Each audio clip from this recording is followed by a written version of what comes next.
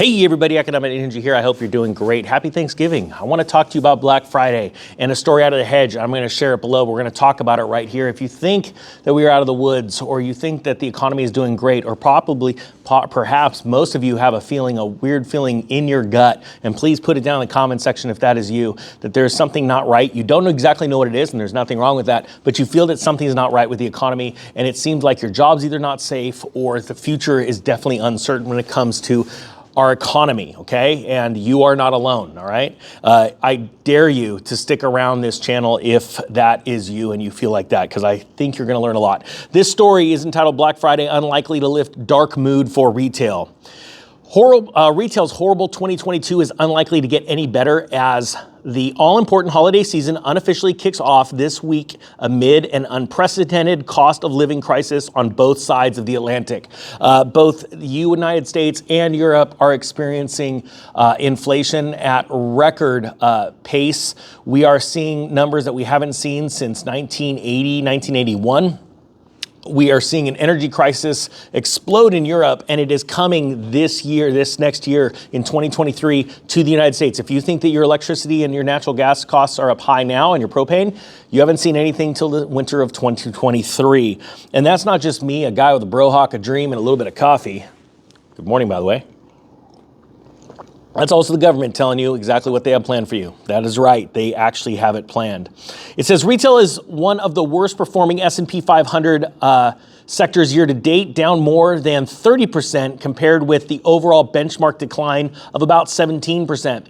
Some of that stems from the sell-off in mega tech, like Amazon.com is approximately 45% of that gauge and responsible for about 75% of retail's decline in terms of market cap. I want to remind you that Amazon is in the middle of laying people off when they should be exploding in their employment numbers because of seasonal employees that they hire during the Christmas season. They are literally laying people off. This has never happened since Amazon's inception. I want people to understand that. Even during the Great Recession, they did not lay people off right before, as the holiday season started, okay? So that's how bad it is. I want people to understand that, okay? But there is a silver lining. You're gonna be able to crush on the other side if you're prepared for this. There's gonna be all kinds of amazing deals and real estate and stocks and all kinds of stuff. But I want people to understand that this is very, very bad. So it says, but even minimizing Amazon with the equal weight, S&P Retail Select Industry Index, down almost 30% year to date, underscores the sector's underperformance. U.S. retail sales posted the biggest increase in 8 months in October. It's interesting, huh? But some discretionary categories like electronics declined, suggesting price cuts and weaker demand are weighing on the value of sales. I can explain that. It's very easy. There are people that are out there buying things right now that they need for the next year because they're already starting to see the writing on the wall, and that is inflation is not stopping. The Federal Reserve is not raising rates fast enough. And at a time where the stock market is hoping that they slow down their rate hikes or stop them altogether so that the stock market take off, the real consumer, the man and woman on the street, on Main Street, USA, know that things are getting expensive and they're going to get worse. So they're out buying staples, consumer staples, things that they need, but they are not buying the crap they don't need. So that stuff is falling off a cliff. Just like electronics. That's why Apple cannot sell its new version of its phone. It has not done enough creative work in that new phone to warrant somebody going out and replacing theirs. The facts are there are certain industries that are collapsing, and as those industries collapse, you're going to see more and more layoff, which is going to exacerbate the problem. It's literally going to make this worse, the economy worse, because that's less people with full employment that are out taking their money and spending it in the real economy, okay? So this is a snowball and is going to get bigger. And as prices go up in the energy sector in the winter, you're going to see this get worse.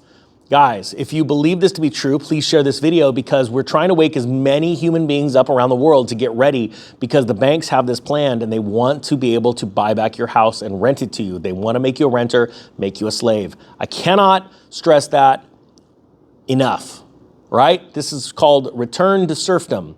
If you're not familiar with lords and serfs, from medieval times. I encourage you to go and check it out. There are books. There is a book called Return to Serfdom, and it is very important that people understand that these are planned events, okay? They want worker bees. They don't want people that are empowered and reliant on only themselves. They want you to be reliant on them, all right? That's financial institutions.